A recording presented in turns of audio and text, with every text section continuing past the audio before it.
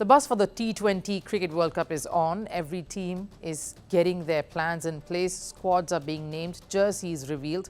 But one team has just now managed to get a coach on board to spearhead their World Cup campaign. That's probably the only good news that Pakistan has come out with in the lead up to the World Cup. India's World Cup winning coach of 2011, Gary Kirsten, will be helming affairs for Pakistan in the shorter formats of the game.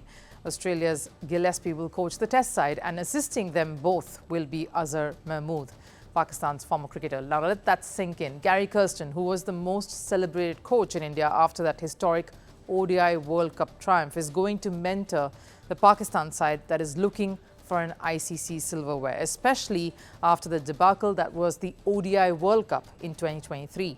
After which, Mickey Arthur and his team were let go of. Former cricketer Mohammad Hafiz, of course, came on as director and could have translated to a permanent fixture had he not blown it with the senior players in the squad. So back to square one for the PCB, the Pakistan Cricket Board. And they've been desperate. They went to Shane Watson as well. That deal fell through, and now they have zeroed in on Gary Kirsten, someone who knows his ways around cricket dressing rooms around and is especially around successful sides.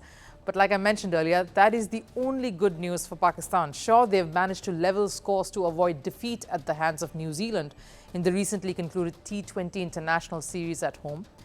But the series saw quite a few players sitting out or being rested due to niggles and injuries. Injuries and strains with just 1 month left for a World Cup. And that's got the media scrutinizing Pakistan cricket once again. And why not? This month is crucial, especially when you're preparing for a World Cup. You need your key players fit.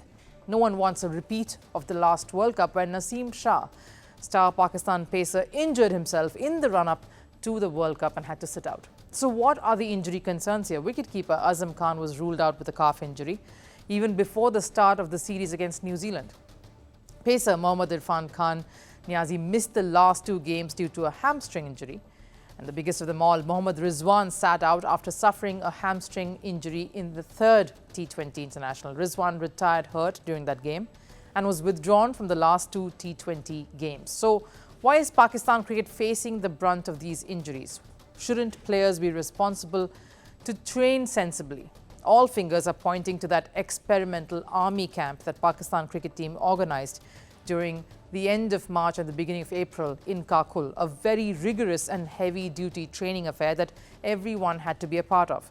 Speculations are now rife on whether this radical camp was in fact responsible for some of the niggles the players seem to have now picked up.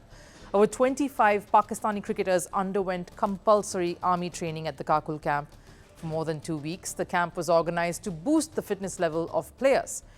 The Pakistan management is currently facing the heat and questions are being asked. Injuries never occur due to fitness training. People have got various theories around how to make players fit. Fitness has never been a focus of the Pakistan managements in the past. I'm not criticizing anyone that came before me, but look at players from the rest of the world. Pakistani players' fitness is well below that. This is just the start.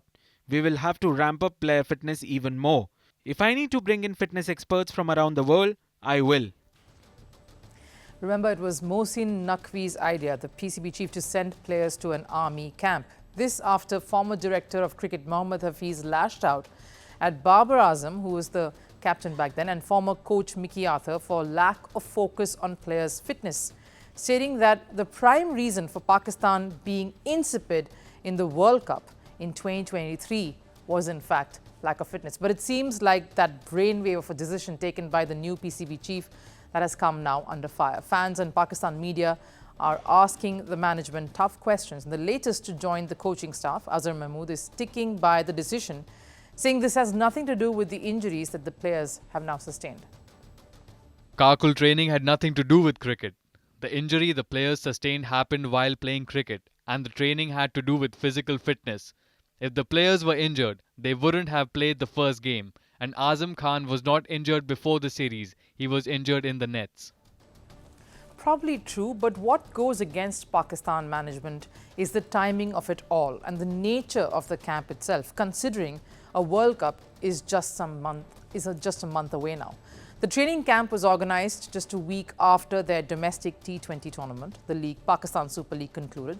The training camp also coincided with the month of Ramadan, where majority of players were fasting, and with an already packed schedule and of course the intense training that went on, all could have taken a toll on the players themselves. But the month preceding the World Cup has more cricket.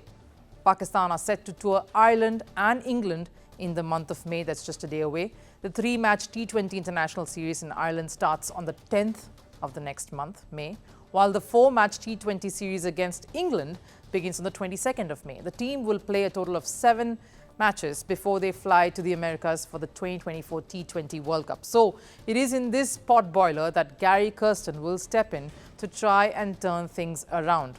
While the team is looking for a change and focusing on the World Cup, a new management at the helm do not have the time to prepare for a tournament as massive as a World Cup. Even for someone like Gary Kirsten, who comes with a pedigree and a lot of experience, and with so many uncertainties constantly looming large, the road ahead for Gary Kirsten and team looks rocky at best.